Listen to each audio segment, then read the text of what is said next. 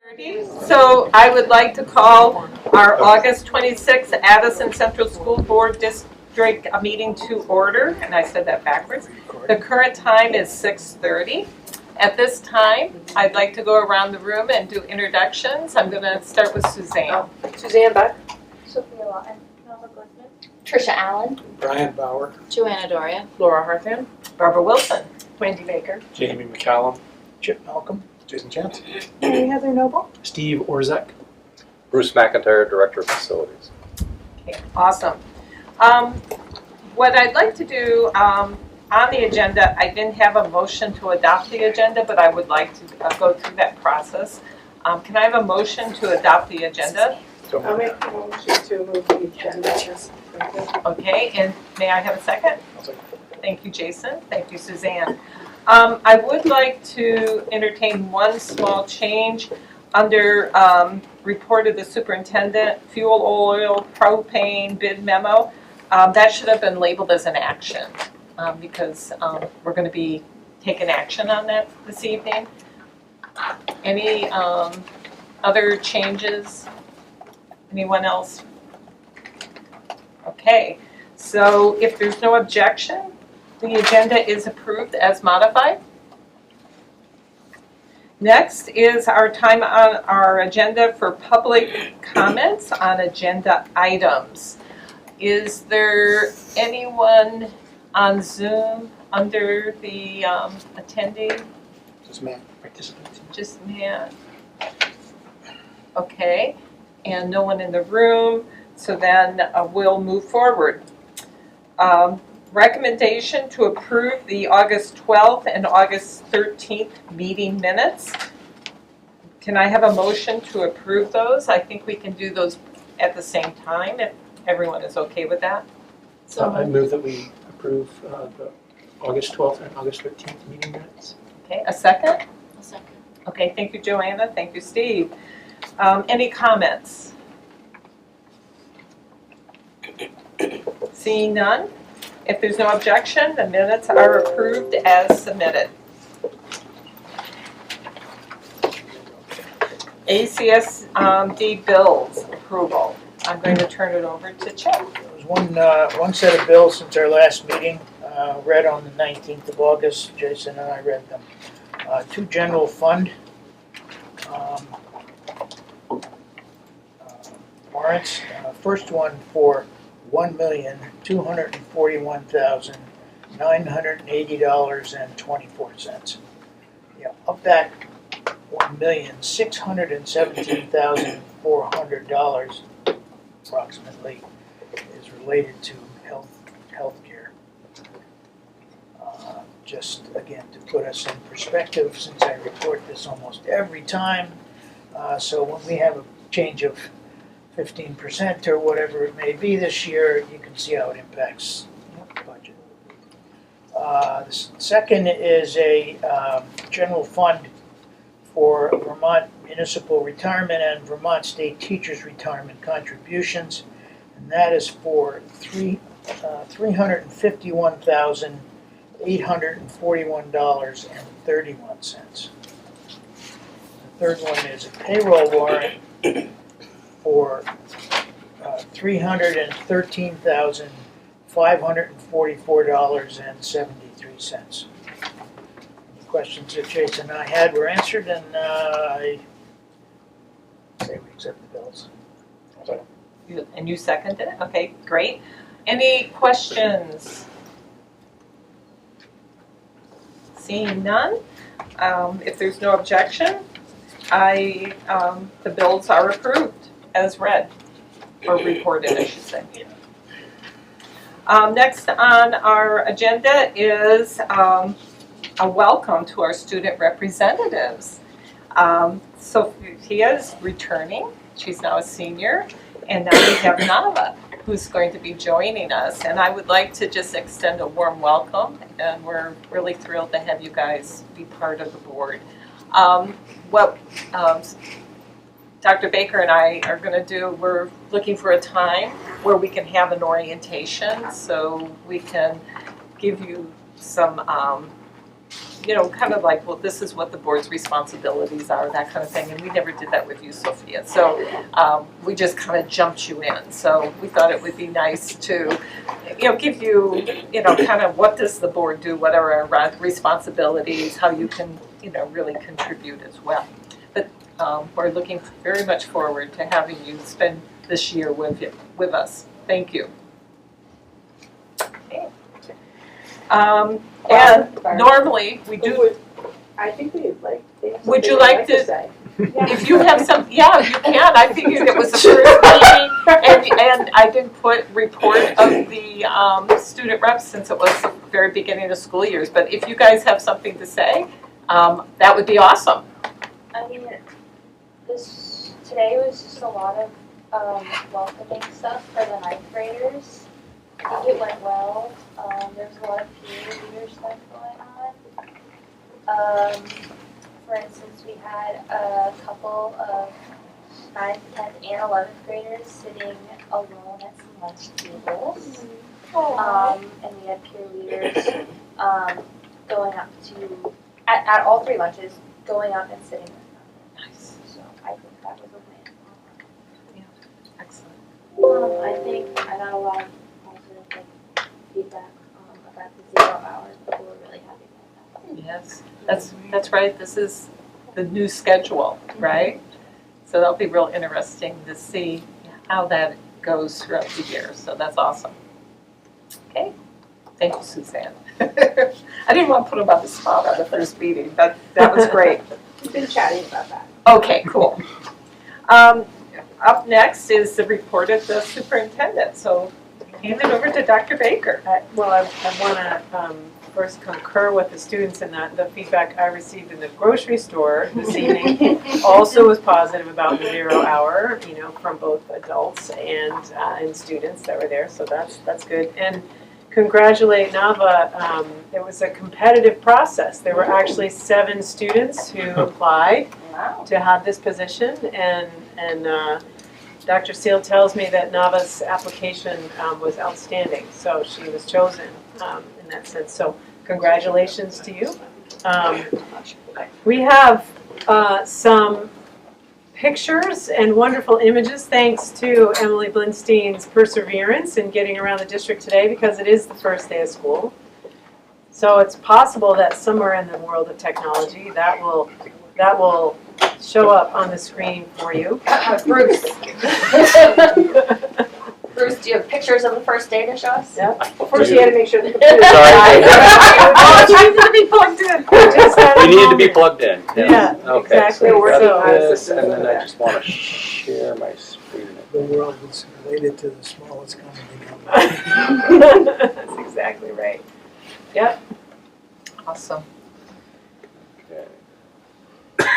So, by all accounts, it was a very smooth and joyful welcome. One of the things that this district does now is host welcome back events that are before the first day of school. So ice cream parties, pizza parties, things like that, just to allow people to be able to connect, especially if you're transitioning grades. Students that are transitioning grades often will get to come a day before all the other students are there, so that all contributes to making today go smoothly. As far as I know, every student was picked up and dropped off successfully today. So, these are the indicators of success. The first day.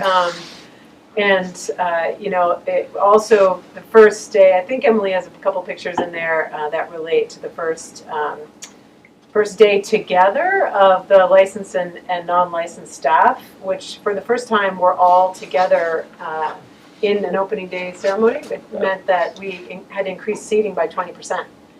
And not everybody had been part of that in the past. And so this was the first year that we did that together, which it was nice to see people interacting with each other, cross roles, and finding the way that they have things in common that they might not have otherwise expected.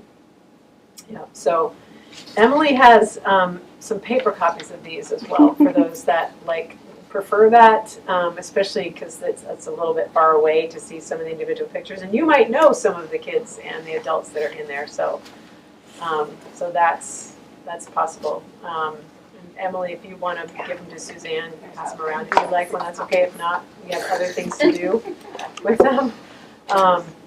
So by all means, I did not ride my bicycle to all of the schools today. I instead sat by the phone in case there was a need for that, and then there was a little bit, but nothing serious, and it was just nice to hear the principals talk about the small things they were trying to figure out, which was great. So a successful opening by all accounts. Bruce and I were able to tour the construction in Mary Hogan on A Wing, which some of the board members were able to just see, and also the new classroom in Shoreham on Friday to make sure that everything was ready to go for students. And the facilities are bright and airy, and it's a big improvement in both of those areas. So we'll have we'll have an opportunity for board members to see Shoreham also coming up, either the next board meeting or the board meeting after that, whichever works best. So in terms of other items, updating the meeting locations, you have in your packet some materials from Will Hatch.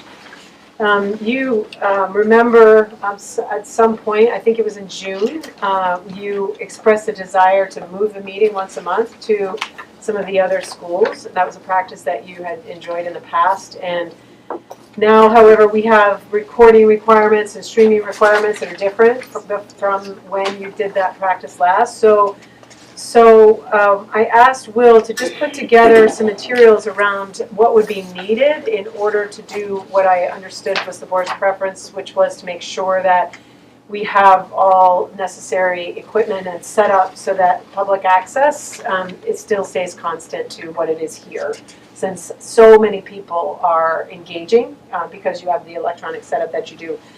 So there's a certain degree of cost involved. If you look through the presentation, the materials that he gave, you can see, that there are recommendations at each school. In many cases, it's between $1,500 and $2,000 a school in order to make that happen, which we can certainly do. But it gave me pause just to come back and make sure that that was information you had before I asked Will to go ahead and complete that project to prepare us to be able to change venues. So that's, I guess, a discussion item for you, something I need your feedback on. I'm sorry to interrupt. Kelly sent an email requesting the Zoom link. She said. Oh, good. Great. Sorry. So, any questions to Dr. Baker on Will's memo? Yes. So the only schools that meet all the requirements are MUHS, Mons, and Mary Hogan, Correct. and then is it Salisbury Community School that just doesn't have a smart TV? Right. So what, please refresh my memory, knowledge on what our requirements are for streaming and presentation. I know we have to record and have that recording available. What is the requirement around live feed? I don't, with the legislation that was passed, it does, it's recording. It's recording. Okay. So we need to have a record, but not necessarily. Yeah, right. And historically, did MCTV attend our Yes, away Yes. meetings? yes, Okay. yes, they have. So in that case, we actually have a footprint that is live streamed. Yeah. Steve? Hi, I saw that most of these say running wireless and that sort of thing into the gym. And that was a concern for many of those meetings because of the sound quality in those places. I didn't see any equipment or really anything to address that particular problem. Because if we record it and it's bad quality, how is that helping in any way? And that any kind of thing to do that would be in addition to this $1,500 Correct, per right, school. that's correct. So, Yeah, currently it runs the meeting owl. I don't know what kind of, supplemental stuff there is to add to the meeting owl. To buffer kind of the noise. To bolster the sound quality. so the recording itself would be problematic Have Might we, be. have we tested that? Well, Suzanne? all I can say is I was on a Zoom call last week. The Owl was in a gymnasium. And there were people in the gym. Some of us were online. And depending on what was going on, it was exceptionally hard to hear, even with the Owl. And like everyone online, we all turned off our cameras, we all turned off our sound. We tried to eliminate all the possibilities on our end, and it was still. Sometimes you could hear it, other times it was staticky or echoey. So that's just one example, but Yeah, I think that was the concern that our tech director had, is that we're not gonna be able to put out a quality, interactive meeting from a gymnasium. Yeah. Mary Ellen, Ellen. It's just that. I've never watched the recordings of our meetings from when they were in the gyms, the school gyms. Has anyone watched them to see how the sound recording is? It's bad. Yeah. It depends on the location, Of the person speaking. yeah, and it depends on the location, like, as I recall, Which gyms? I remember watching it in Salisbury, because we had a pretty intensive, lengthy presentation on literacy, and it was not great quality there. Cornwall was not great. Shoreham, Bridgeport, one of those two. We had a meeting there that was so bad we couldn't even hear. Yeah. Right. I think that's Bridgeport. It was Bridgeport. report is acoustically poor. Mom's also not very. It's just those larger spaces where there's a lot of just kind of echoey. Echo. Well, Chip first. Chip, Had it and then Tricia, yes. Sort of validates, as I stated before, I'm not really in favor of having to go to every school. I just think it's, for the number of people that come to those meetings from those schools, I think we can have a presence there in some other organized way than holding our meetings there.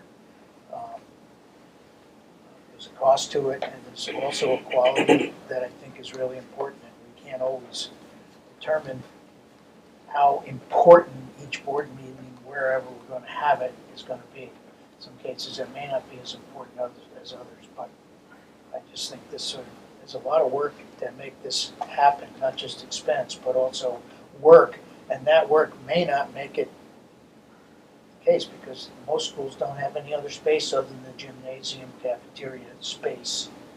And that's usually pretty big for this type of thing, so state my case. I'll let Mary Heather go and then Because Tricia. I've had my first round. Yes, thank you. I mean, we're probably thinking on the same wavelength, actually, just from a communications and engagements perspective. I mean, we can say, oh, we will do this in another manner, getting out to our community schools and engaging with the folks that we serve, the families that we serve, but the question is, are we going to follow through with that? How are we going to do that on a regular basis? I mean, I think the reason why the Communications and Engagement Committee proposed this was because it's already on our schedule, we're already expected to be somewhere, so it seemed like the path of least resistance. And I guess this is an obstacle for sure, but if it's not legally required for us to stream, or if we have MCTV doing that for us, or providing a recording for us, I mean, it's not like we're doing anything incorrect. The disadvantage is that we don't have people able, I mean, we can still try to do the Zoom, we just may not have people able to hear the highest, quality, but they still might be able to participate. But the idea is to be able to get out to communities so that folks can participate in a different way. So I think we have to decide, what's more important. So, I don't know. So I don't know the yes, answer, but Mary Heather and I are on the same what's plugged wavelength. in? Yes. So, for what it's worth, I don't think the cost outlined there is justified. You're right. I don't think we should spend money in that way. That being said, it is important that we get out to all of the schools.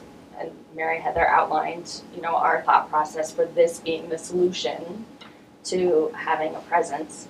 So it's really, are you willing and able to carve out a couple more hours every month for another event? Right. Or do we say our away meeting, our outer meetings, right? Our district meetings. Our district meetings aren't OWL live streamed. Right. Yeah. You know, and is there a conversation we can have with MCTV around something more formal? I mean, they're wonderful. They're here every time. Props, that's all great. But just to, I don't know, codify that or make that a for sure thing. Would it be possible to, I don't want to pull Jim in, but would it be possible to take a look at the live stream and the recording that's there, that's at our schools? Do they have better success because of the equipment that they have? Right? I feel funny talking about this in front of them. You know, Well, and- would that be something? Yes, and hello, Jim. It's nice to see you tonight. Yes. Hiding back here. I know, because if in fact the quality, you know, because obviously they've been doing it, and if the quality has been strained, you know, I don't think I haven't read any requirement that we have to physically be the ones recording it, as long as we have a recording, right? And that could be our official recording, especially when we are out. And I think in the past, we even linked in the MCTV in the calendar, you know, in the website. That's actually what got linked in. And we could investigate that anyway to see if that's possible so that it's consistent. But, So I don't know if I am overlooking something or if someone else has input, but it seems like it's either, the question, the idea is either, do we change course and commit more time from our shared calendars to doing outreach, district visits, or do we explore more options, understanding that we probably won't have a great live stream option? Sophia? I love the conversation of going out to different schools and getting the communities involved. I just want to put it into the conversation that neither Nava or I have our licenses, and it means that we are probably going to be on Zoom for the farther meetings. Or, Suzanne? in the past, we have had board members that have mentored our high school reps, and they have also taken it on to be the chauffeurs. So they have gone and they've picked them up and delivered them home safely Yes. after each board meeting, so that's also an option. Yes. Depends on whether you ride with a board person, but. So, Ellen? I just think that the choices that Tricia gave us are right, and we should consider it that either we as a full board, not just the handful of people who might be available on a day, but like we really commit to all 13 of us or all 15 of us showing up to 7 additional, I think, right? Six additional events, or we make this work. I think we can make this work. I would be interested if all the spaces have to be gyms, if all the you know, like I think there's a way of getting creative on all of this, but we should think of it that way. Either we're all going to sign up for an additional level of outreach and the commitment that Tricia outlined, which is right, or we make this work with the calendar and the schedule that we have. So what I was thinking we could do is just go around the table, and that way everyone gets a chance to verbalize their thoughts. So Steve, why don't we start with you? I'm remembering the quality of those recordings, and it was pretty disappointing. So I don't know how to make that work. And if we want to explore something with MCTV, yeah, sure, I'm open to the idea. But another $10,000 for us to do this seems like, because I know budget discussions are coming up. That could be a margin that we definitely want to be. So I want to know way more about this before we commit to this, both around the expense and around the quality of the recordings that we're going to be doing. So let's, if we could clarify. focus it on what Trish had articulated, that, we find a way to just do a recording in CTV. We take the requirement down if we are on site as one option, or if we don't do that, make a commitment as a board that we would actually make a point to do more activities within the community and within each community school. So it's an either or choice. Or Yeah. just, Yeah, that's how we kind of need to frame it. yeah. Additional events. Okay. I would rather keep the board meetings, rotate the board meetings around. Same. I'd rather have a high quality audio and additional meetings, And additional events. additional events, okay. Yeah, I think I would too. I make the point that the three of the schools on this list, the best ones that are already serviced by are the three Middlebury schools, okay? So I'm not sure that we have to go to Mons or have to go to Mary Hogan. We met at 208, is that where we met? Yeah. Which was not a school, it was happened to be in Middlebury. So here we are now, because we don't have that available. So Jamie. Rotate meetings. Okay. Someone keeping this tally. Yep. I have concerns about the audio quality, so I think I'm team more outreach to more visits to schools. Rotate meetings. I think I enjoy the format that we presently have, and I think we have the technology to fix it. If the audio is off, somebody out there working for this district should be able to take care of it. Some, So are you saying yeah, Can I that, just to clarify? rotate meetings, or are you saying to commit to No, extra hours? apparently there has been a complaint that if you listen to the audio of the meeting, video, the sound quality is not the way you'd like it. So what I'm suggesting is that people in technology here in the district work on it. okay, so let me clarify. So the quality is, and this hasn't happened for a long time because of COVID and whatnot. We used to rotate and actually physically have meetings at Shoreham, at Bridport, at each of our various schools, and that's where the quality was an issue. Oh. And so what's on the table is, do we basically not worry so much about having the technology there? We rely on MCTV. We minimally have to record it, which is statute. Or would the board prefer that we don't do that, we stay here, which would be where we would always have our meeting, and we all commit to doing more activities within each of the districts, schools, across the district? Well, then I'll rephrase, I say, I'm enjoying the format that we have right now here, not going around. Okay. So I would like to rotate our meetings. I mean, I think the going out extra with the whole not having a license thing and the extra time in the car, I think what we have right now, from what I've heard and so far, seems to be. I also think the whole not having a license thing is swaying my decision to stay here. And Suzanne? I like going out in the community.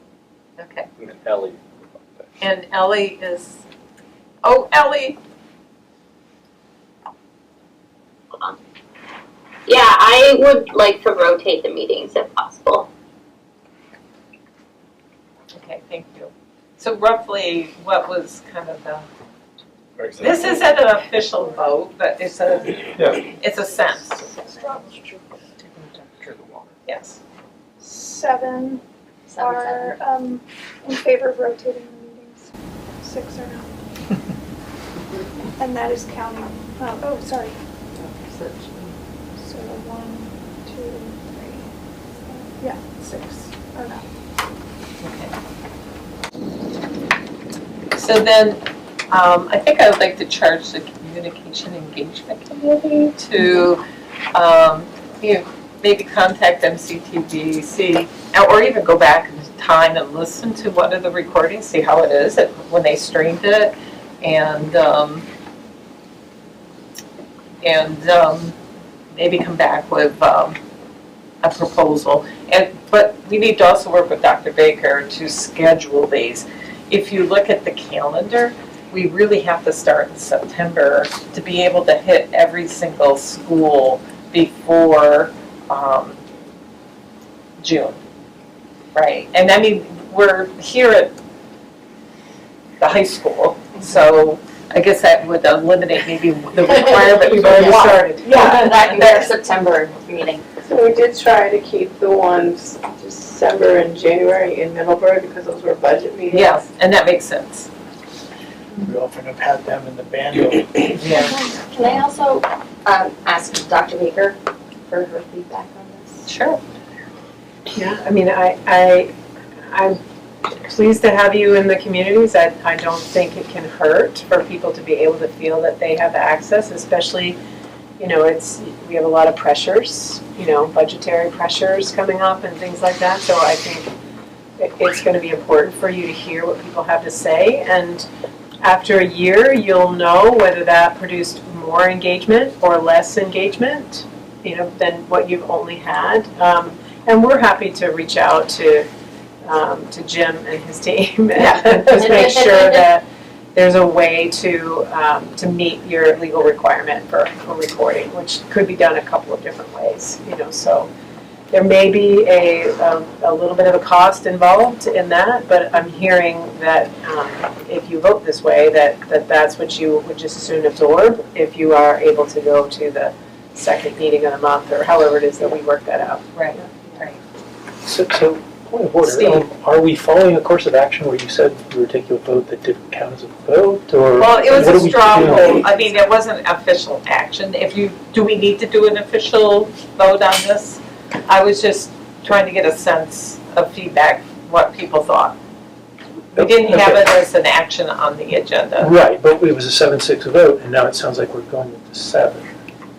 I thought she tasked the Communications and Engagement Committee to find out more information and bring the information to the board. With like a plan for Yeah. when it would happen and where we would go. So like the don't abandon the traveling scheme. Yeah. Let's find out more information and come back to it. So the plan, just for clarification, the plan is to have the rotating board meetings, not looking at both the rotating board meetings or what it would take to have additional events on the schedule.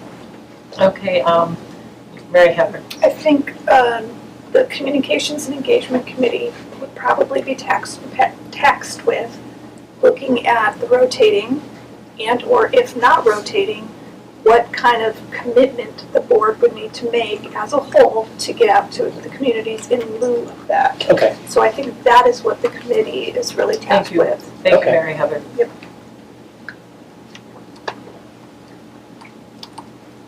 Okay. Yeah. Any other feedback, comments?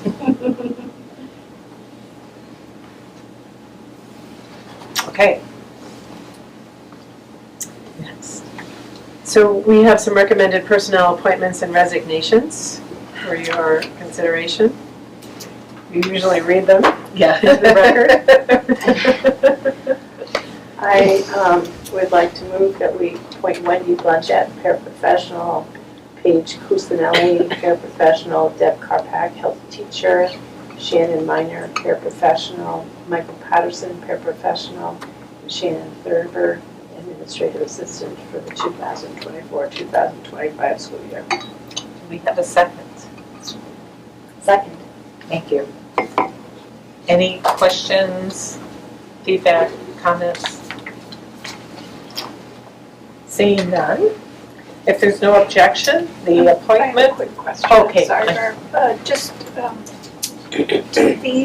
Are these counted in the vacancies still remaining that you referred to? No. Okay. No, thank you. And one other, we, before as a board, would get in an email correspondence where the the appointments were going to what school?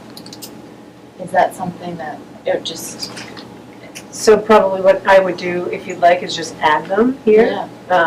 Which would be, although if they are on the student services team, their appointment is based on student need, so it's not necessarily gonna be fixed. Yeah. If they're, certainly where they're beginning, would be easy enough, we'll just add that to the line. Thanks. Okay. May I make a point about that? It has become a bit of an issue of whether people get to say, I was hired to be at this school. So mixing those two might be problematic.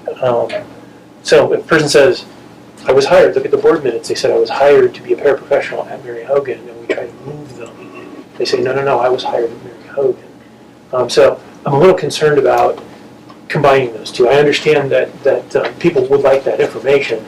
Don't know if we should tie it to the appointment approval, perhaps in a separate cover or a separate set of information, rather than making it part of the motion, is my concern. I would agree with that. I think especially for student service professionals, it should be clear always to the public and to all board members that these are district employees that may shift as student need arises. In the past, I believe they were listed as ACSD, like district. It didn't identify where they might happen to be the first time. Is that sufficient, or Steve, does your concern go beyond the folks that are at the district level? There was talking about, there was talk here that as part of this information that we get in board pack as an action item, that it include where they're assigned. And that's my concern. Whether that information is distributed or distributed separately, as long as it's not part of the motion or is part of the record that says that this is where the hire goes, that could be and has been a sticking point. And I think it's not just those district employees. I think that we have right of reassignment to anybody. We have right of reassignment to anyone at any time for any reason. Yeah. That management chooses. Yeah, that's generally, people I think are very clear about that. Maybe, Wendy, you could come with the information about where people who are being initially assigned to a particular building, like where they're starting out, if that information is available, and you could just offer that verbally in the meeting, so that we all, like, as we're just looking, if it can't be written down. I seriously doubt that anyone is looking at our meeting minutes and using that as a way of saying, well, I was hired to only work in this building, but I think there've got to be some, I would hope, low threshold workarounds that we could still understand where some of the building assigned paras and staff are going to, and not get into the issue that Steve's raising. Other comments, discussion? Okay. So Call the vote. I'm gonna, so at this point, if there's no objection, the appointments are approved as submitted.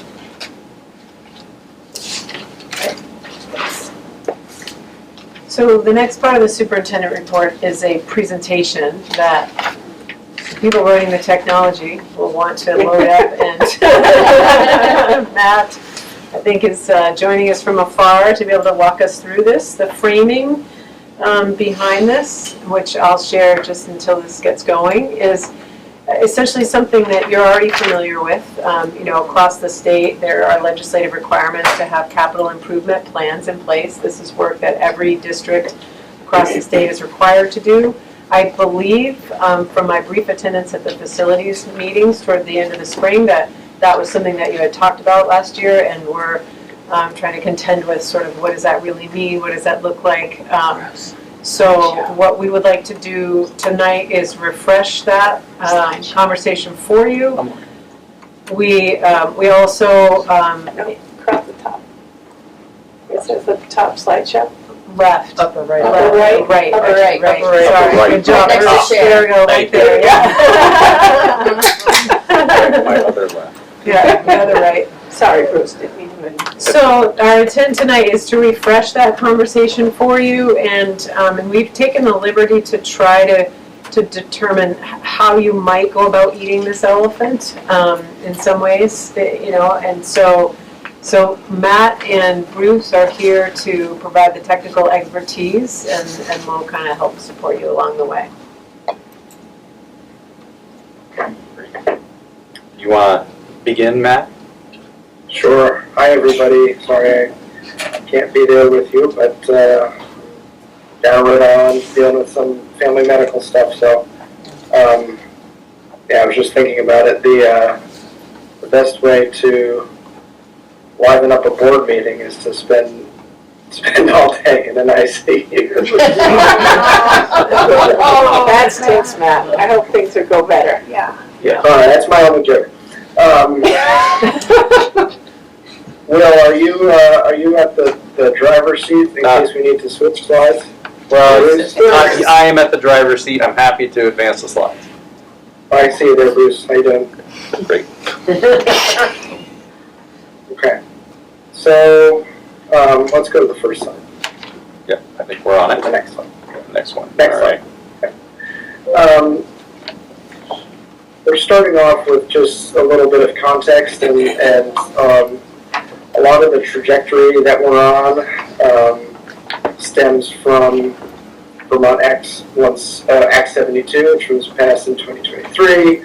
This was the act that initiated the school facilities assessment, but also triggered a lot of other things, such as the task force that Bruce sat on, and he's going to tell us about that a little bit more in a sec. But it was important to sort of start here because this is where kind of state comes in and starts across the board trying to do what's been really hard for them to do for a long time, which is get the gears turning again for this giant machine of deferred maintenance school facilities, and to somehow figure out where the starting point is going to be for cleaning up a $6 billion school facilities mess that they have on their hands. So when he said the eating of the whale or eating of the elephant, that's the task at hand. It's a giant job statewide, it's a giant job for every district, and it's really hard to know where to start. So this is kind of the strategy that we have brainstormed and worked on to help guide our own district there, and to do so in a way that hopefully jives with the state's timeline and their progress, because it's going to have to all kind of converge to be successful. Okay. So Bruce, go ahead. I'll jump in. So not only was I on the task force, I gave some testimony during the development of Act 72. I'm lucky enough to get this role because I'm the president of the Vermont School Maintenance and Maintenance Custodial Association. And so that was called out in law that that individual gets to have input. So, so I gave my input. And all last year we met fairly frequently to try and come up with a recommendation for how to approach this issue of the massive amount of deferred maintenance there is. And we followed, we looked at other states, so we try not to recreate the wheel. And there's definitely some, Rhode Island, I think, is probably the closest in scenario to where we are. And so this task force gave a recommendation to legislature. They listened to it, said they needed more information, and reconvened the task force for this year. They did change the makeup, so it's all legislators, and then the AOE sits in on these to provide input. So I went and watched the first two meetings because I'm no longer a member of the task force. And it's really, to this point, they've been just doing background, what did we do last year? Oh, So, gosh, yeah. yeah. And so I'll be curious to see where they end up at the end of December when there's supposed to have some kind of report pulled together. With all that said, in our discussions last year, we talked about trying to restart school construction aid, and some of the ideas that went around the room were to require districts to be considerate of how old the building is and what kind of condition it's in. So you can go ahead and fix up your school if it's about to fall down, but you probably won't get any construction aid for it. So they really want people to be wise with the resources. There would be definitely incentives for doing things in a greener sense. There would be incentive for finding ways to do things in a smaller footprint. And so those were all ideas that were tossed around that I'm sure will be on the table again this time around. And with that in mind, and some of the things that we talked about last year, they also said any of those projects that kind of fit into that criteria that happened before this legislation comes to pass, they would grandfather in. Also, they would be looking for what's called a shovel-ready project, which is on the next slide, I think. It's the next one after That's this. actually. Yeah, got ahead of myself. So shovel-ready. So that just really means that you've thought about the project, you developed it, you have engineered drawings for the project. You may have gone as far as getting the project priced out by a professional estimator. Here are those definitions. And so that's kind of how we would recommend we proceed, is we target things within our district to move facilities towards that goal. So we look back at. So Bruce, I can hop in there because I think the next, and thank you. Sure.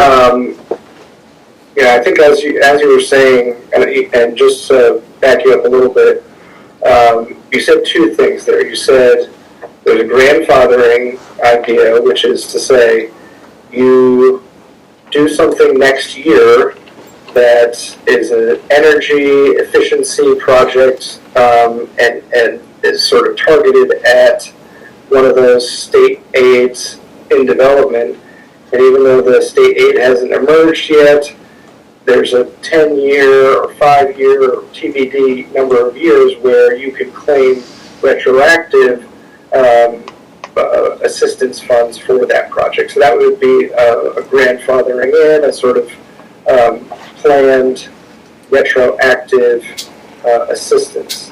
There's also the shovel readiness, which is moving a project that is targeted at state aid towards the highest level of readiness so that we can appeal to funding if and when it emerges, and say, hey, look, we have schematics, we have a plan to get money for all of this.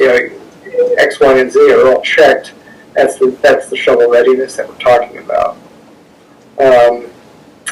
And so this next, again, as I said in the beginning, a lot of big questions, right? So this is a how do we move the district facilities towards shovel readiness? How do we do it? How do we consider the capital improvements needs of all of our buildings in pursuit of educational outcomes? How do we minimize institutional gridlock? And how do we achieve planning unity? So the last two are kind of linked together. Institutional gridlock, allowing things to proceed and move forward for the sake of keeping progress, keeping the ball rolling. And then planning unity, how do we get everybody aligned for the major initiative that it's going to take to, as a school district, address all these major problems. And I think without that level of unity, it's going to feel like a really uphill battle. So the model that we came up with for consideration tonight and moving forward is a 2-process, 2-phase model. Process 1 is a Middlebury pre-authorization initiative. This is targeted at our 3 Middlebury schools, which are all consolidated or at sort of capacity right now. All 3 of those schools have been the site of major recent capital improvements, investments. I guess less so MUMS, but certainly the high school or the cafeteria at the high school and the HVAC project at Mary Hogan. So this is really saying what's left at those 3 Middlebury schools for capital improvements and how can we place those workflows into a 5-year capital improvement plan that kind of sets them in an outlook calendar so that we have those sort of in the hopper. And then once they're there, what shovel-ready actions, whether that's contracting with an architect to get a new set of drawings, revisiting current pricing, because a lot of the data that we're using from our Truex Collins facilities assessment was from 2018. Things have changed so much since then that it's really, it's going to be impossible to use that data with any degree of accuracy other than really big ballpark estimates. So what can we do to identify and move forward on shovel-ready actions for those? That's phase 1. That could take 5 years. But phase 2, coming behind it, is the school construction finance initiative. This is, like I said in the beginning, where what's going on at the state level starts to merge with what's going on at the district level. And so as we see things start to take shape at the state level, how do we take our own capital improvement plan and get to an intersection point where we can say we're entering phase 2, which is to sort of green light things that are ready to go, because now we know what it's going to look like to get this construction aid. We know what's going to, where we're going to get aid, where we're not going to get aid, like Bruce was saying, things that are green or things that are STEM related, or we don't even know what all the criteria are going to be yet. But as we learn more, our plans will start to intersect there. So that's the first process. Now, if you're keeping track, process 2, second of the 2 processes, smaller school pre-authorization. This is our other 6 buildings. In process 2, phase 1, the school board would start by analyzing the C30 policy, which is the policy governing school attendance and what, based on what town you live in. Looking at that policy to determine what options are available to optimize educational potential for ACSD students with regard to school attendance. That policy discussion and work is the first step. The second step of phase 1 would be taking those decisions and that guidance at a policy level and applying that to the district's approach to moving facilities, items of need at those buildings into capital improvement plan, placing it on a 5-year calendar. So in phase 2, we would sort of do the same thing as we did in phase 1 of the first process, which is moving ahead with pre-authorization steps, scope and scale, architectural drawings, contractor bidding, and financial planning. So that's the summary of the 2 models or the 2 processes in the model. Things to note. So, as I've said a couple times, it's important that we're converging things here. We're converging educational needs, which, are first and foremost. The strategic plan is playing a big role in that as well. We're converging policy options, and then whatever guidance and requirement comes down from the state level. All of those things are an intersection point here. And also, this kind of gets back to that big rusty cog that has not been moved in a long time, and the steps in this model are designed to wake that up, to start a slow but intentional cycle of moving our projects into a plan that addresses them and gets them in the hopper in order of priority or in order of possibility or however we wind up doing it. And sets the stage for a sustainable cycle of capital improvements where, we can tell that once we do something, we can set a 25-year timer because that's when we're going to have to do it again. We can start placing things much further out on the horizon than we're able to right now for the sake of having a better handle on the long-term stewardship of our district's facility buildings. That's kind of the idea. I don't know if there's anything left other than questions for Bruce or I. Okay, Ellen, and then Jason. A question I have is about, if I'm interpreting the two process proposals correctly, it feels like one focuses on Middlebury schools and one focuses on the rural schools. And I'm wondering if the rural schools are all elementary schools. Obviously, we have one high school and middle school. If memory serves, there's a lot on the list for MUHS, right? There's the copper pipes and other things I'm going to forget about, and mums, I'm sure, too. So I'm curious if under the proposal for process 2, which is really looking at our school attendance requirements, I see that as kind of reshuffling how we understand who goes where and creating an understanding of how many schools do we have at the end of that process or wherever that leads us. Does that preclude us from talking about any Middlebury schools at all as far as what their capital improvement needs are too? Because it feels like it's putting all the Middlebury schools in one category and then the rural schools in one process and the rural schools in another. But is there a way that we could, I know this is blowing it up a little, but can we keep sort of everything in the mix? Because I would hate for the high school, which is our only high school, to not be under consideration for us to get shovel ready while we're also working through a very difficult conversation around our elementary schools.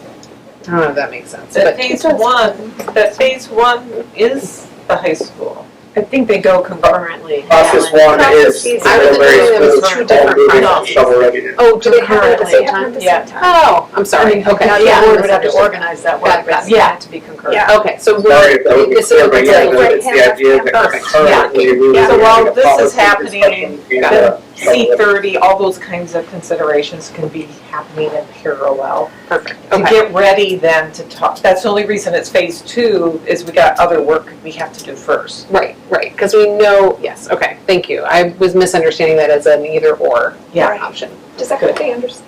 Yeah, Is that, because I think that is a confusing Yeah. aspect. Yeah. Jason, and then Chip? Matt, thank you, and I really appreciate your 25-year planning horizon there. My question is, what about new building versus investing in schools that are nearing the end of their usable life? My understanding was that the state was going to heavily prioritize new building as opposed to investing in, say, a 75-year-old high school renovation. Yeah, so that ties, I think, a little bit to what Bruce was alluding to in his, you could choose to fix your old school building, but you probably aren't going to see a lot of matching.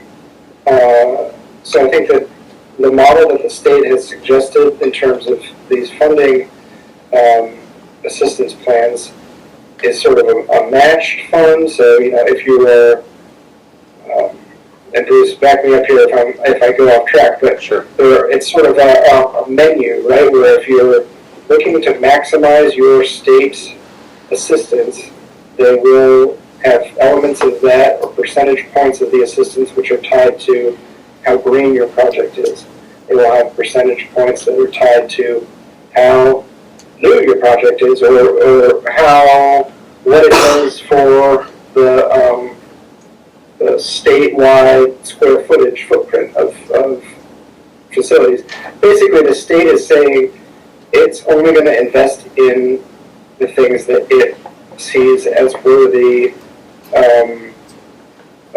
future investments, from just purely from an investment in something standpoint.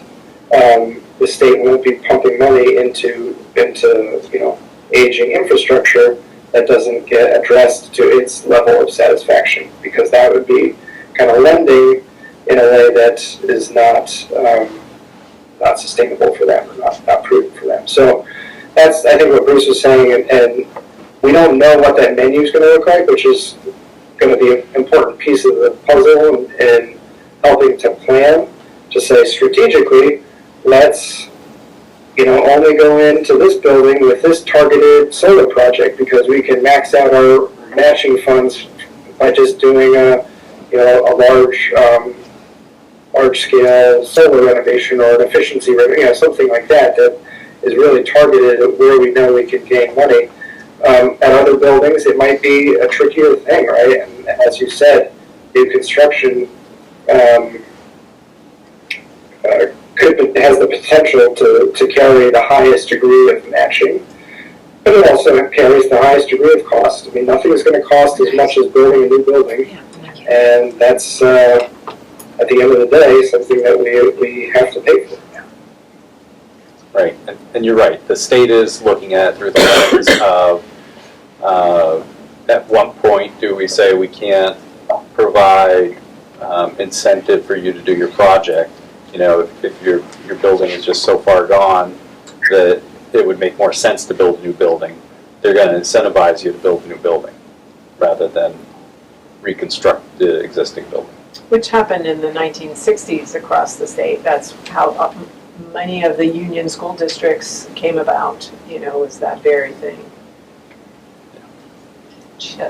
The shovel ready is sort of a hard one because it costs a lot of money to get something to that level. And, looking back when we did, which I remember very well, when we did the high school renovations, major ones, and the middle school, buying the land and building it, we went out for a bond which failed, okay, and then we came back with a totally different process, which was the one that eventually got passed. But that got passed as a bond, which included the 30% that the state was going to put in, okay? So the shovel-ready part was happening, but we knew we were going to get 30% if we could pass the bond. Right.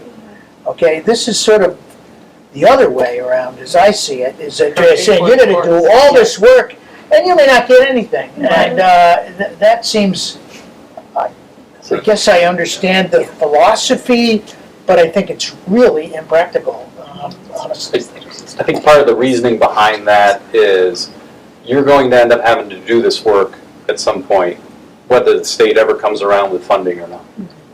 And so that we need to look carefully at what work we want to accomplish, what things we need to do to provide, safe and healthy environments for our students, and to have it shovel ready should funding come around is great, but this is work that we can't ignore.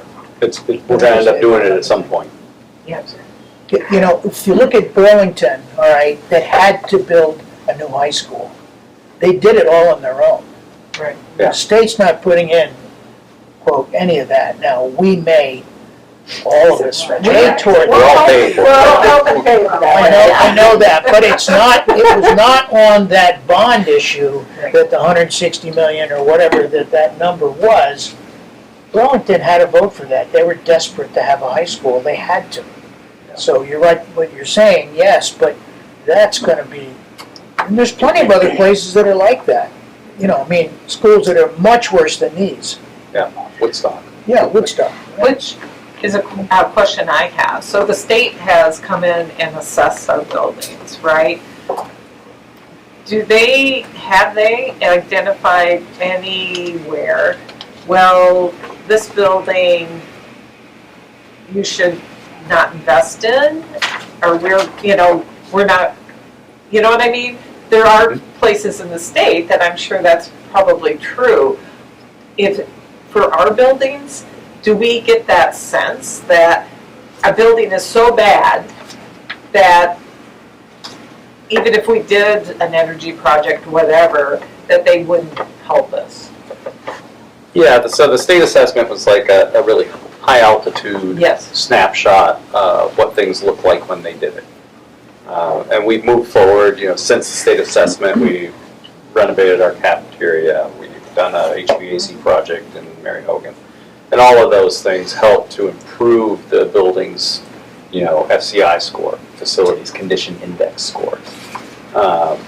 We did, at that time when they did that assessment, we do have buildings that are to the point where they would incentivize us to build new rather than heavily invest in the existing building. Based on that snapshot. It's different today. Steve? As I recall, didn't the facilities master plan also have a statistic that said this building is 80% depreciated? Or it was something that said this building has used up 80% of its usefulness. Our facilities master plan, not the state's. Yes, ours. Yes. So that's a thumbnail of what shape the buildings are in, isn't it? It is. A thumbnail, from 2018 and... Sure. Yes. And absolutely, I think that report's going to be more accurate than what the state did because we went more in depth in that process. Again, that's also even older than the state's assessment. Bruce, have you heard anything about the dashboard coming out? Because the Facilities Condition Index data from the state will be made public on a dashboard at some point, but we haven't. Yeah.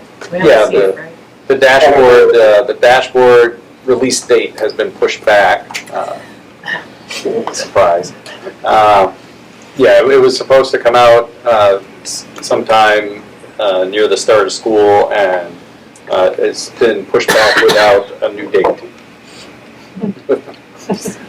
So my other kind of just comment is, having just toured Mary Hogan, the A wing, and if we did the other wing in that, doesn't that change the dynamic of that building? It does. Yeah. I mean, it sure felt that way.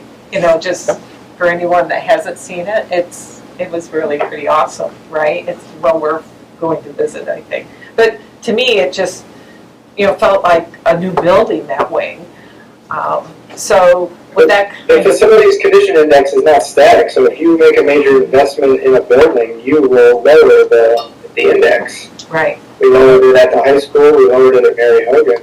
So those investments are able to kind of keep your FCI in the sweet spot there of let's say 70 or below. I can't remember if there's an industry standard lower than that, but right.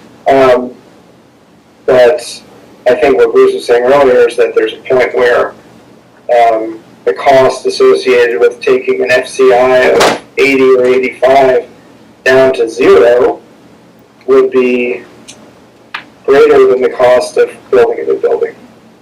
Would be in the building. No. Yeah. Yeah. And there's just talking with industry folks that deal with facilities. A lot of the projects where you do a major renovation on a building can be very disruptive to education for the year or two that's happening. Whereas if you construct a new building and then you can move into it all at once, it's a lot less disruptive. It's a lot faster to build because you're now trying to work around students, and it's a lot less disruptive to the educational system because you're transitioning typically over the summer out of your old building into a brand new building.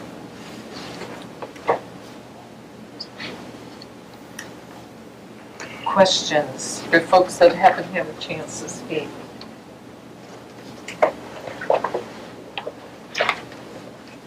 Mary, Heather, and Heather. Okay. Sorry,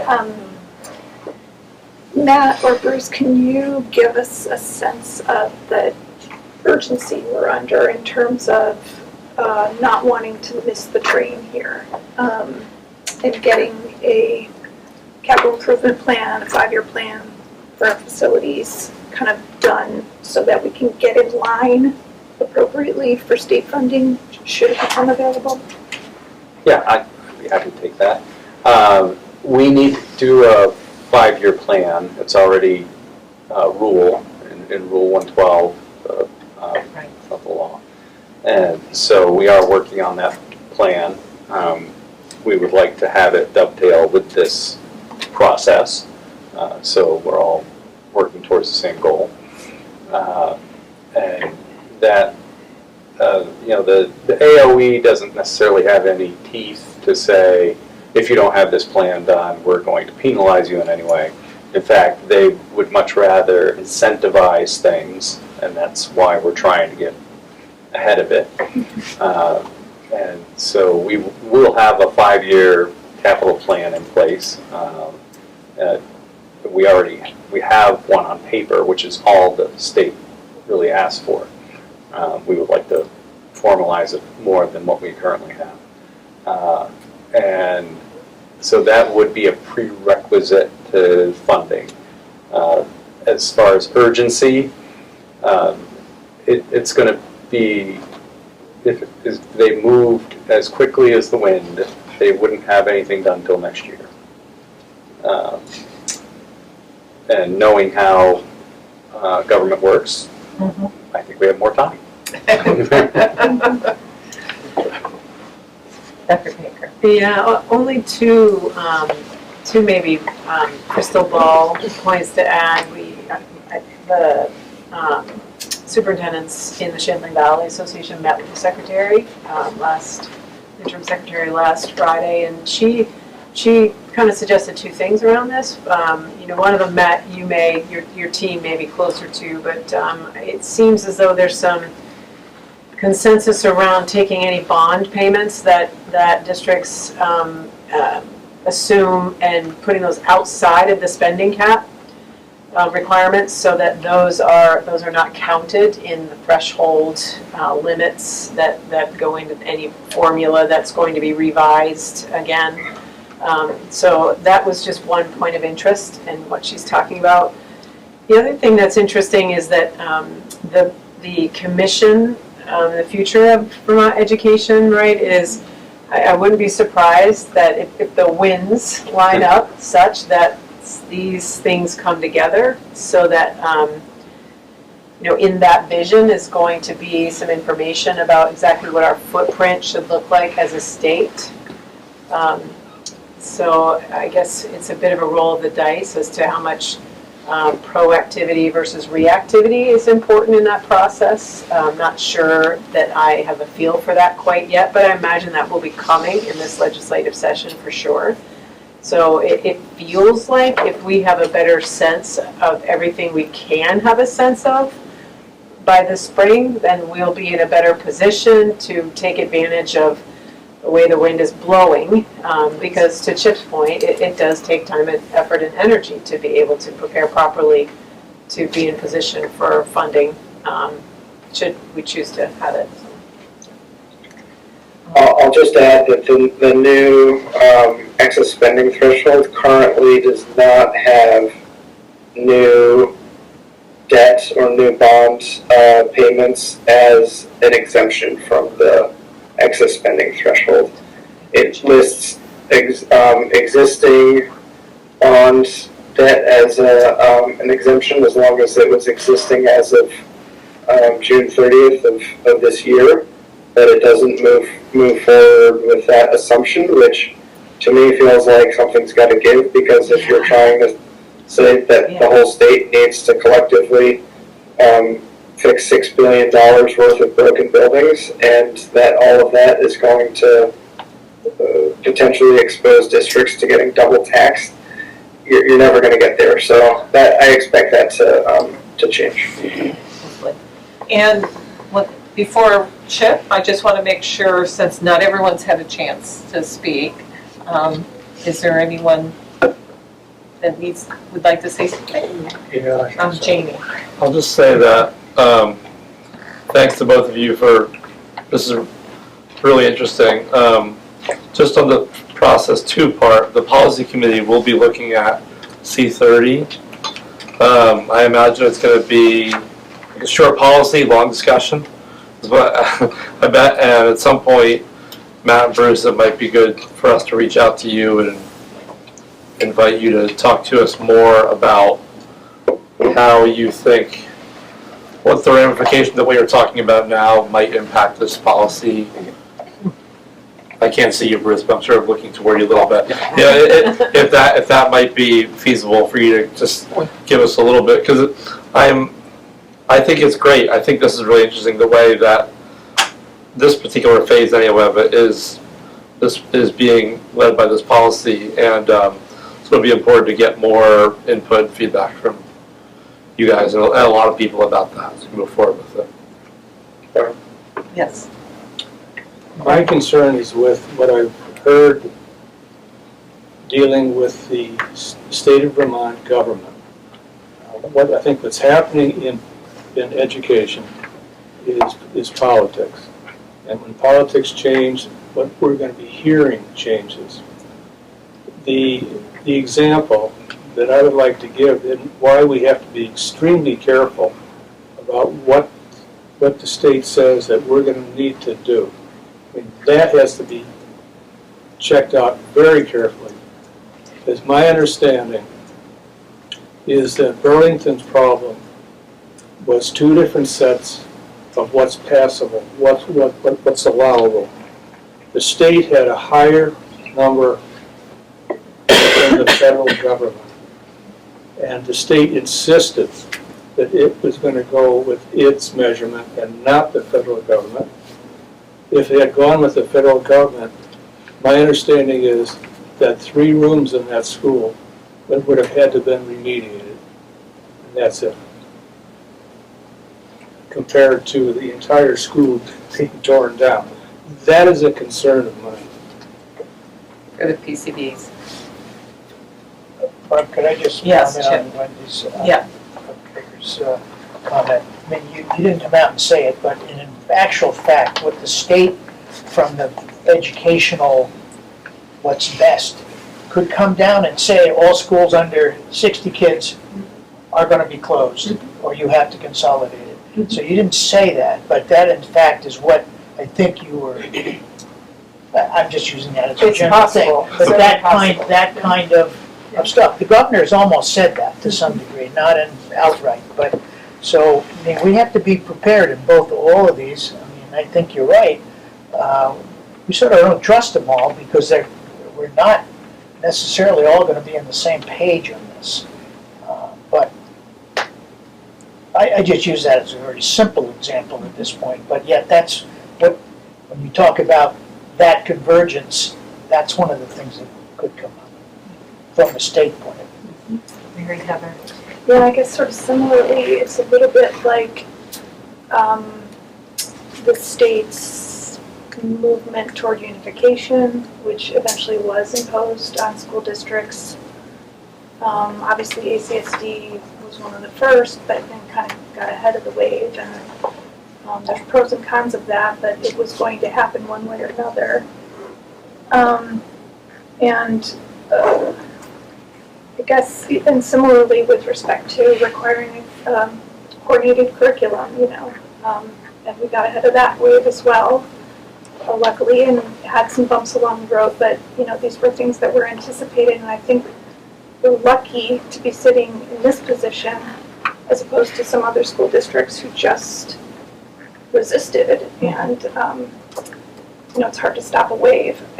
I do think, this may take time, government moves slowly, but the writing is on the wall. This has been talked about for a long time, and I guess my personal feeling is if there's a way that our communities can come together and envision something that we want for our district kids, that's gonna be, a good way to try to take advantage of the way the winds are shifting, I guess. Right. I guess what I'd like to say is, once again, something that I've read about, consolidation is not gonna save money. Consolidation may improve your education, but it will not save money.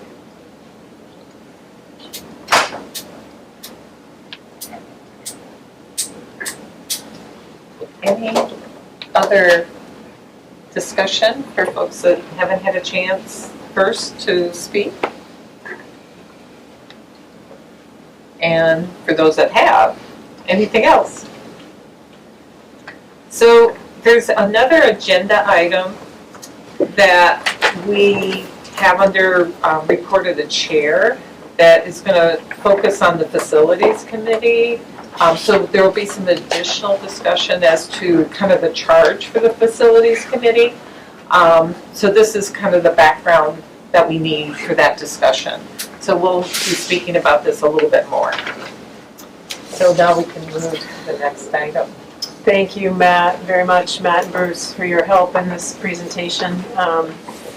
Bruce, would you mind presenting the fuel oil bid?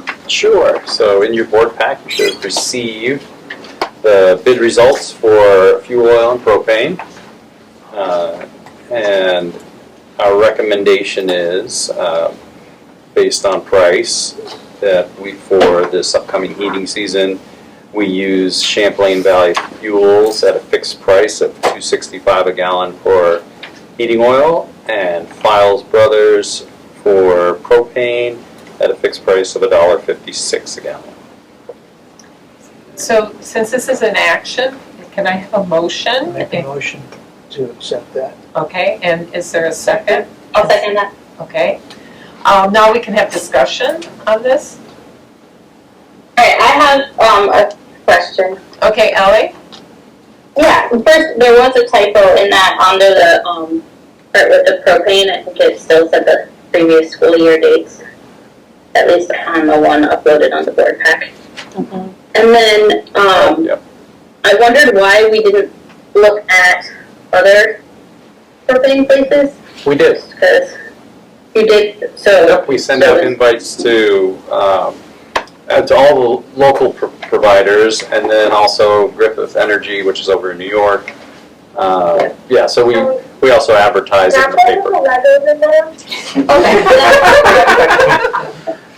Sorry. That's okay. Bruce, can you take that one? That's what I was questioning, because there was, I just know some other places got lower quotes from some of those other places, and was just wondering if we had at least initiated contact with them.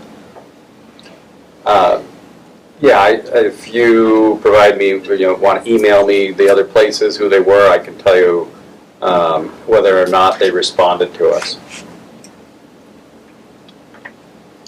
That's okay, but thank you for letting me know that there were other options looked into. Yep. Steve? I'm not questioning it, but why not the pre-buy?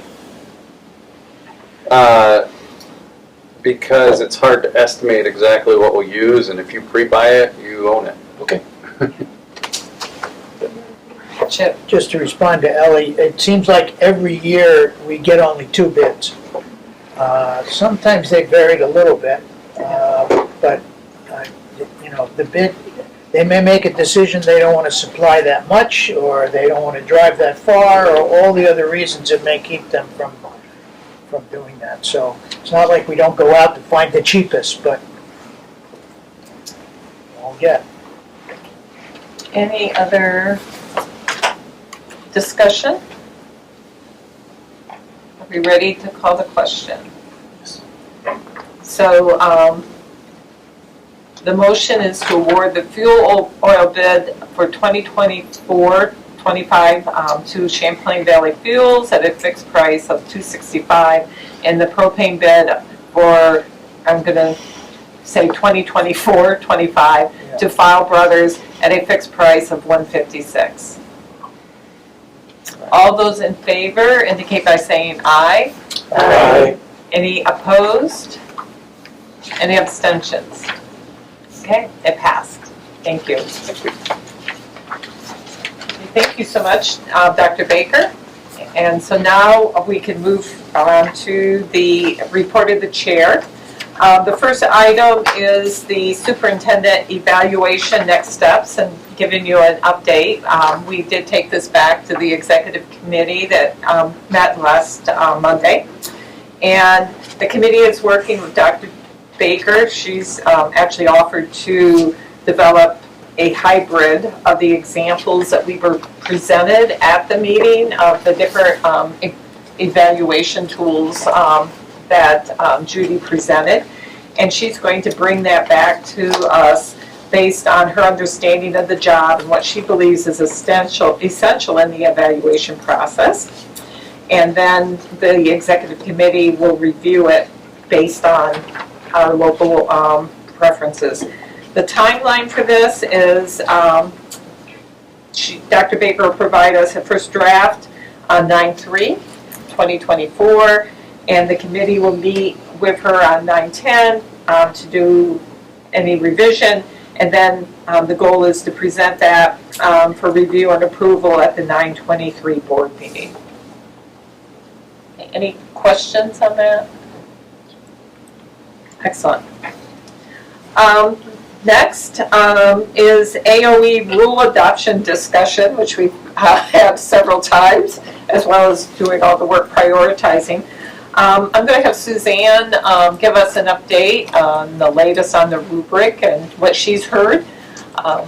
So the AOE was the organization that requested the quality standards for boards.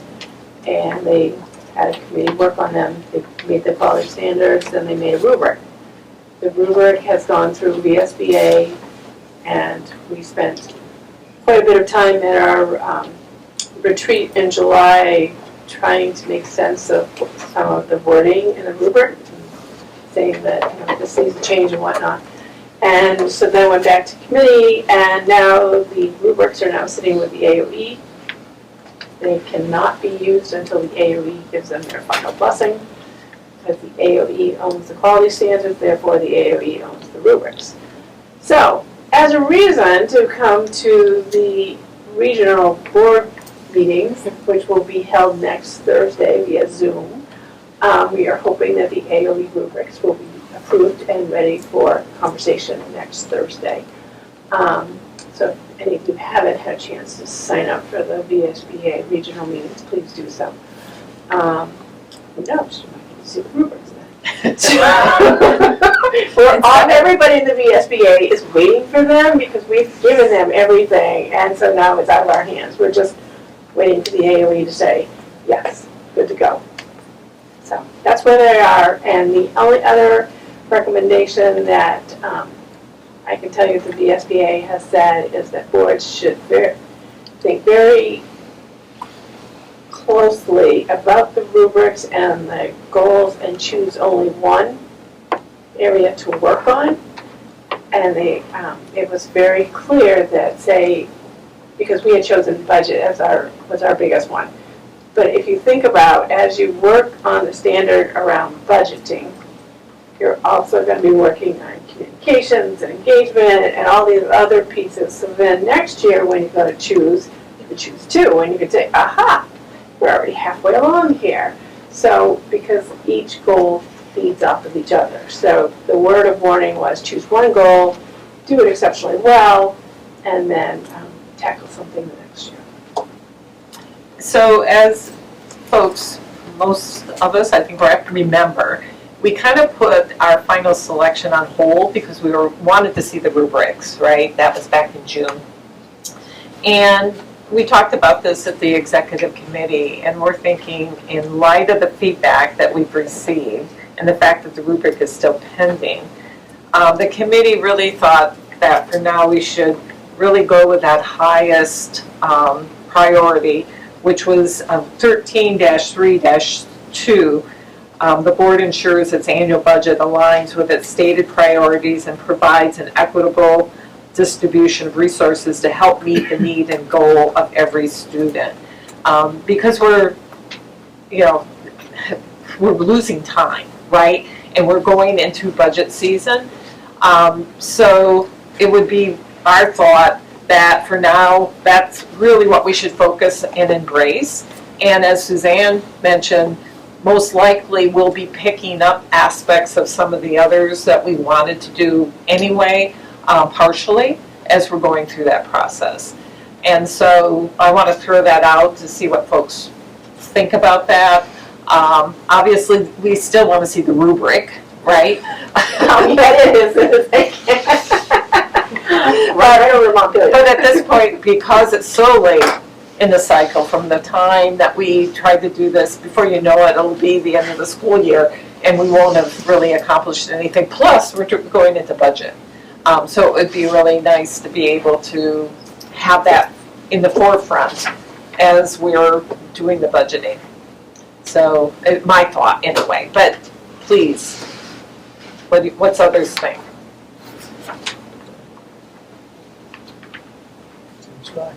Okay, is that, okay, so we'll say basically, this is, what we're gonna move forward with, and hopefully, and I haven't signed up, so I need to sign up for the, I wanna see this rubric, so. So anyway, okay, great, thank you. Next is the Facilities Committee charge update. So during Matt's presentation, we talked about the different, phases, process and phases. And I would like to spend some time here really giving a charge to our Facilities Committee to focus on over the next weeks and months, right? And, my thinking, but it's obviously just my thinking, is for them to really focus on that phase, process 1, starting with Middlebury, because in identifying, okay, these, working with Bruce and Matt, and, identifying, this is our recommendation for the plan, right, of what needs to be in there. Thoughts? Suzanne? So, in listening to Matt and Bruce discuss it, it really needs to be a parallel track. So we cannot just give the facilities a charge just to look at the Middlebury schools. They have to actually be traveling on 2 paths that at some point will converge. But one of them is labeled Middlebury schools and the other one is listed the other elementary schools. Right. So that they are looking at facilities as a whole in the district and the needs and such. Yeah. And my, and I probably didn't clarify enough, my thought is the initial focus would be on that first process, and then as the C30 policy work is happening in parallel with that, that would help them feed the process too, that needs to happen. Ellen?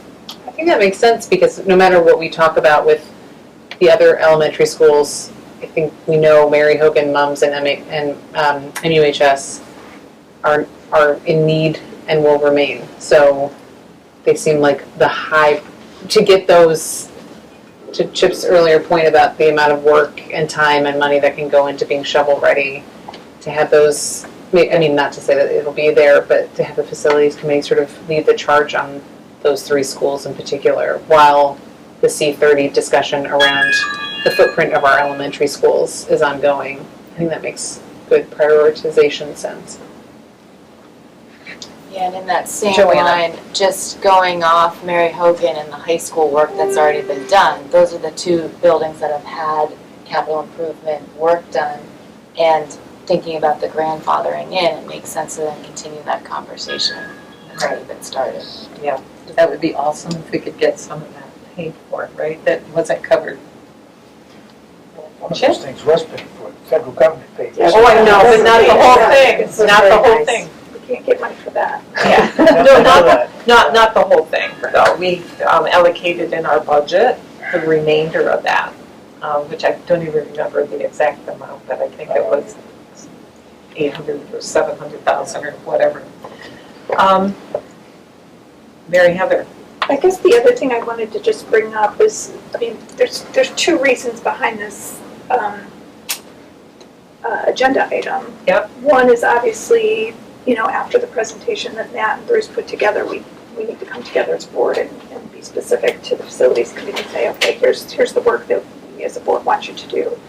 But secondly, Jason had sent a message to the executive committee just bringing up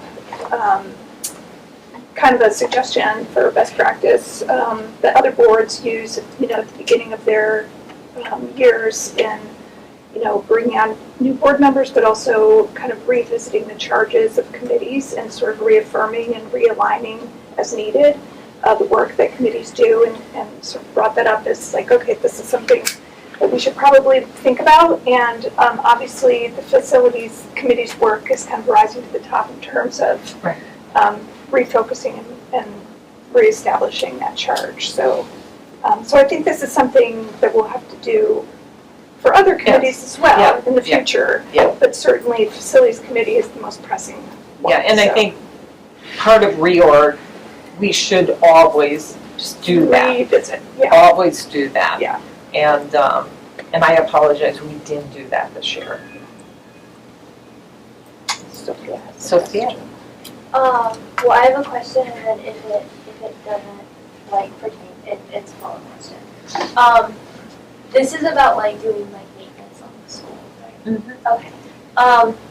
That follow-up question. So I guess it's a comment, but I think that so if you guys don't know, I work for like Mary Johnson, like this children's center. Mm-hmm. I think I worked at the summer camp this summer, and they were doing like a bunch of maintenance, like in like in the hallways, and they were doing a ton of stuff, and we had to go around. And so I think that like being super strategic about how either like the maintenance people or like how you are, I don't know, placing things in like hallways and stuff, and how you tell people to go around or stuff, because it was really difficult because Mary Johnson is placed inside the school in the summer. So it's not just like during the educational school year, it's also during like the summers and the after school programs and stuff. So I think you have to be really strategic about how you like Plan work. Plan it and present it, because it's really difficult to go around and stuff.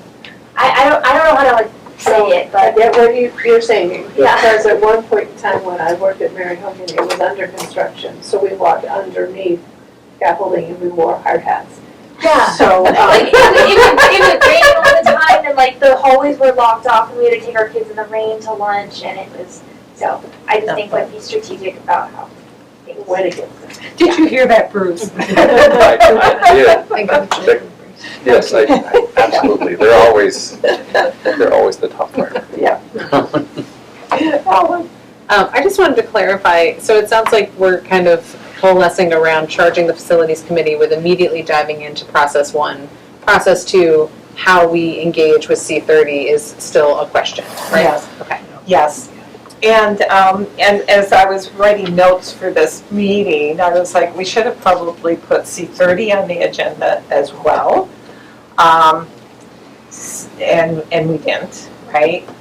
Because it's really two separate things. I mean, do we want to talk about that here, or do we want to have that on the agenda for the next I have it meeting? on the next one. Mary Heather. Yeah, I think maybe we should wrap up at least initiating the process one for the facilities Yep. committee, get that clear.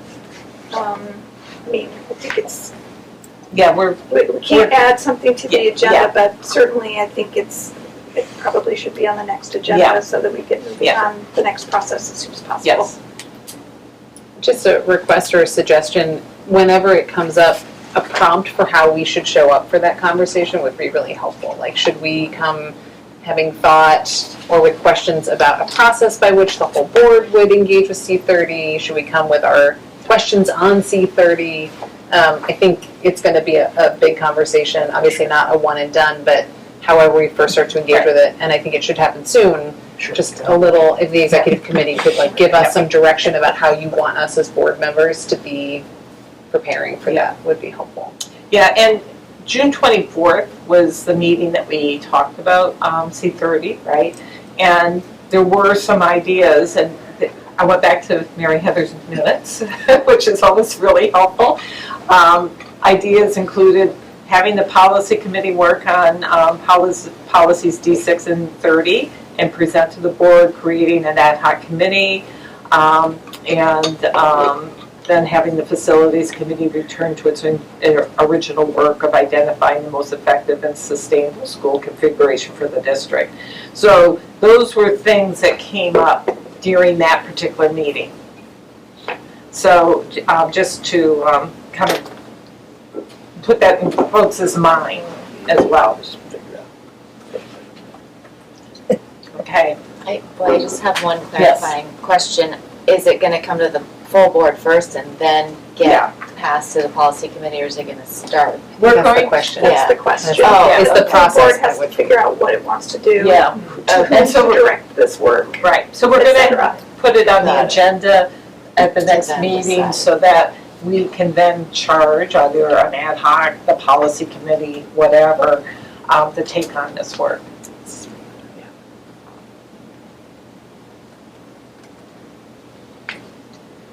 Okay. So Yes, Suzanne. we need to have a motion to give a charge, an updated charge to the facilities committee, a second, and then a vote on it. Okay. I will move to charge the facilities committee to move forward with process one, phase one. Phase one of process one. Phase one of process one. And is there a second? Second. Any additional discussion? All those in favor? Oh, go ahead. Sorry, I think it would help if we clarified for the committee what their deliverables should be to the board. Mm-hmm. So what is the board expecting in terms of reporting out? What do we want from them? Good question. So I think recommendations on really those critical things that need to be done in those schools, you know, based on the fact that we've done some work already, right? What else? Like I don't know how the capital improvement plan is structured, but, you know, finish that, have something that, like the plan for the board to read in that chapter. And Suzanne? Well, Matt's gone, but Bruce, do you have a being the facilities guy, being on that 72 committee, what can you suggest that the board should add to this charge for facilities to keep this moving as far as deliverables? I would suggest that we focus on, work that we're not going to have to redo. Okay. Yeah. So, and when I say that, I'm thinking of trying to prioritize projects that don't have a lot of sister costs. When we say we want to do a lighting project, often that requires redoing the ceiling. Once you redo the ceiling, if you have to redo your fire alarm system, you have to redo your public address system. So I think as we look at our list, we should try and be mindful of what tangential items would be involved in doing a project. Mary Heather? So just to clarify, if we kind of had the motion say like. We can amend the motion. Yeah, well, I'm just kind of bouncing this off of, if we set the Bruce, if we, had them complete phase 1 of process 1 and deliver identifying remaining improvement projects at the 3 Middlebury schools, so Mary Hogan, MUMS, and MUHS, prioritizing projects based on triage or, I don't know, level. What can be shovel ready? Yeah, and what can be shovel ready. shovel ready. Certainly we'd have to consider, emerging needs. Right. I know we've said in the past that there's a space problem at the middle school, which isn't necessarily a deferred maintenance item, but it's something that we need to address. Okay. It would be helpful to understand the educational capacity of each of the 3 buildings as we do education today. What is it that we can utilize them in order to accomplish. So that would be helpful. So can I make a motion Yeah, to amend the motion? Yes, please. So I'll make a motion to amend the motion to include a deliverable from the facilities committee that includes an assessment of educational capacity at the 3 Mary Hogan schools, identifying remaining improvements. 3 Middlebury schools. Sorry, Middlebury schools, thank you. Identify the remaining improvements and prioritize the projects or triage based on sort of their shovel readiness. Including the capacity. She's got that. I didn't hear that, I'm so sorry. Can I have a second for that motion? Okay, Laura?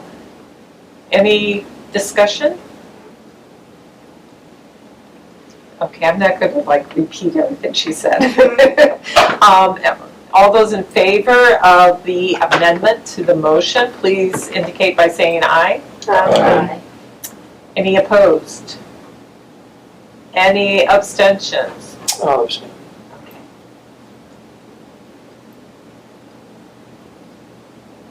And, Ellie, thank you, sorry. So, it was an aye. Got it. It's an aye. I think it's an aye. Yeah. So Mary Heather, could you now frame the motion for us?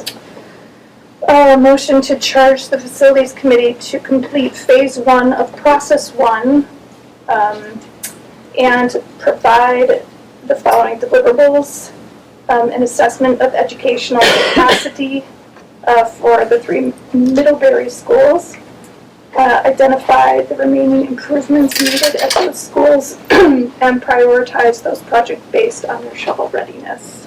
Thank you. Any further discussion? Yes, how many years do we take to do that? 25. 25, okay. So that's the timeline to get it all done. Yes. I mean, obviously, we have to start somewhere. Well, I mean, we have And we have lots of background information. Yes, yes, we do. We have lots of data. No work has been done. Lots of data. Any other discussion? Okay. All those in favor of the motion, please indicate by saying aye. Aye. Any opposed? Aye. Thank you, Ellie. Any abstentions? Abstentions. And Steve. Okay. So we have a charge now for our facilities committee. An updated charge. Updated charge. Okay. The next thing I would like to just briefly talk about is board member roles and responsibilities. And what I'd like to do is just remind folks that our responsibility is governance. And if in fact we're interested in getting information from our administrators and staff and leaders, building leaders, it's mandatory that that goes through Dr. Baker, okay? So I just want to remind folks that that is really what we need to be doing going forward, and So we'd appreciate your cooperation on that. Where there has been a couple examples where that hasn't been the case. So that's why I'm repeating it here, okay? Any questions, comments? If not, do you want to say something? I would just, real quick, if you have a question about what's appropriate, what's not, you could always check in with the executive committee or Yep. as well. It's also your VSBA manual, that's on the VSBA website. And part of our training. And did you want to say? Only that there's some, we have really, some of you are obviously very engaged and involved parents and do all kinds of service hours and volunteering things. And so I can easily kind of put together a little bit of guidance, for you in terms of the things that have already come up, if that's helpful. As people are working their way through things. Thank you. Next is report of the board, and we have the whole list here. I know that some of the committees haven't met, so it's perfectly fine to just pass after the summer. Communications and engagement, Tricia. We will be having our next meeting in September. We did not have an August meeting, and we've already got stuff for our agenda. Yes. Facilities. We'll be meeting next on September 18th. Okay, excellent. Chip. Finance hasn't met, I'm not sure what the next meeting is, I think it's usually the first. It's Labor Day.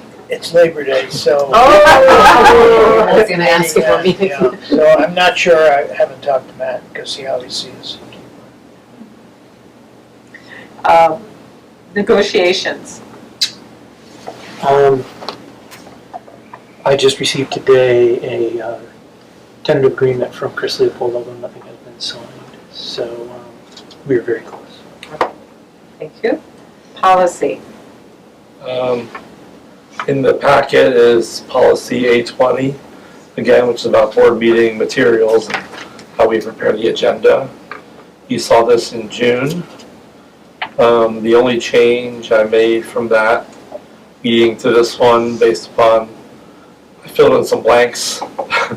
I added where the meeting is and the time, and in relation to our discussion about rotating meetings an hour ago, I put footnote 2 about schedule may be subject to change based on holidays, the calendar.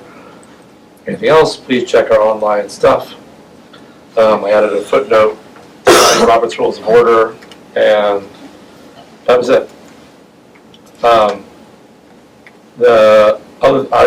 board, or our committee did just meet last week, and we decided we're going to meet twice a month, just because we have a lot of stuff coming up.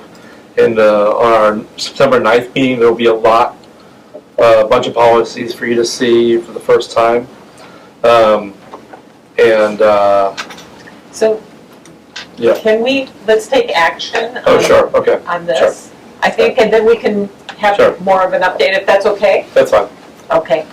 Can I have a motion to approve the update to A20? Motion. Okay, a second? Second. Thank you. Now, any discussion on, Tricia? Tricia, thank you. Any discussion on the policy? Can I just ask one question Yeah. about why it's specifically stated exactly what time we meet and where?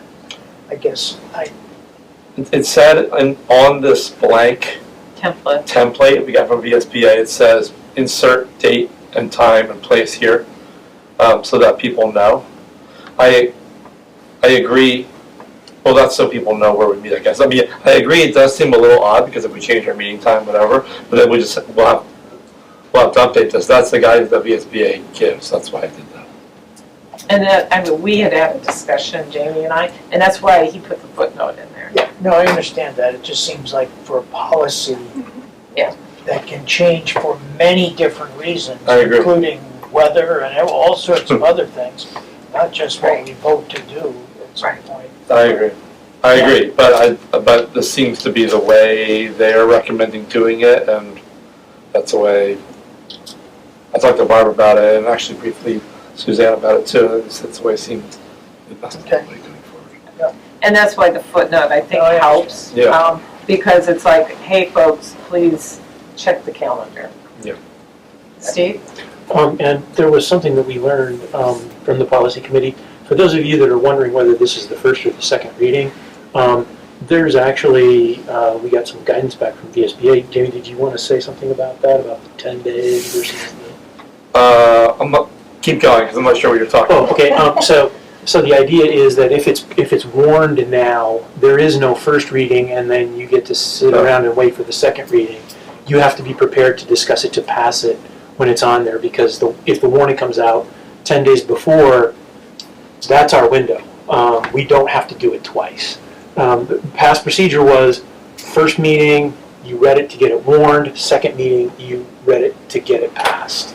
That's not the case. Right, but, I mean, so correct me if I'm wrong, that could be the case. It could be the case. Yes, Right. which is the case for this. For this one, it is no longer a requirement. So, so can we keep the discussion related, thank you, Steve, to A20? Yes, Jason? I suggest that in our reorg meeting in the spring, that we just put this on the agenda to update the policy for the new meeting time if the time changes. Okay. Thank you. Any other discussion? I'm sorry to rush, but I'm trying to move us forward. All those in favor of adopting A20 as changed, please indicate by saying aye. Aye. Any opposed? Any abstentions?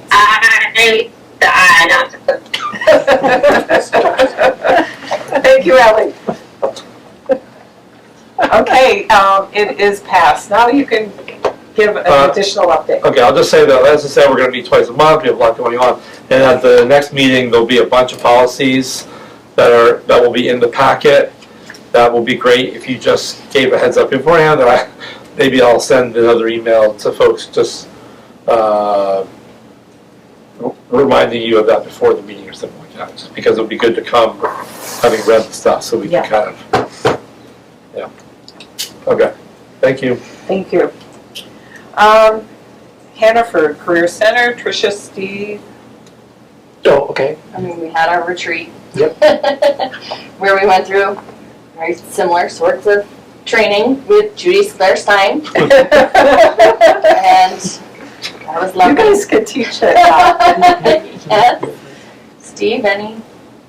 Well, so a very similar way, we kind of pre-did this in the spring, and so that was the meeting where we set the goals for the superintendent, started talking about the goal, not just what's the process, we are involved in the process, we set our goals. We almost set our goals. Let's just leave it at that. Things are going well at the Career Center, and where we saw enrollment maybe up, so that's a good thing. So. Thank you. Suzanne, anything more on Addison County VSBA update? There's two representatives from each county and our terms are opposing, so Mark Koenig's term is up, and so he is rerunning, but if anybody else would like to run against him, I believe you need to reach out to Susan Gillespie and give her your bio. I think it's Wednesday or Thursday of this week. And the meeting date is? Next Thursday, 5:30 on Zoom.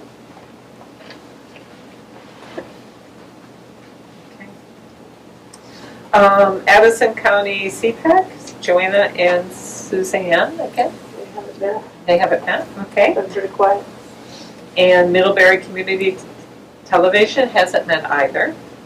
And I left off Rex department. That's okay, the meeting was canceled and Okay. actually it was on the same day as our training, so I wouldn't have made it to go. Okay,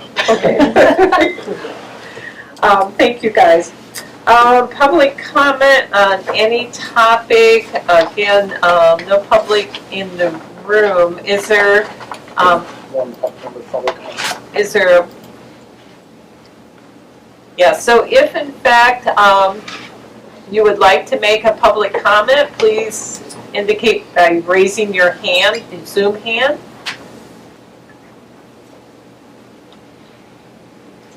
Okay.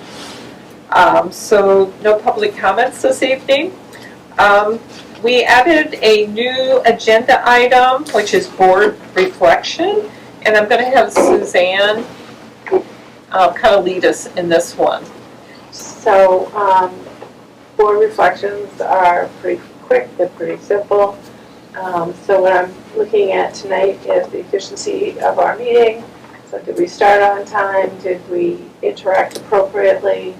And did we adhere to open meeting law, which we did.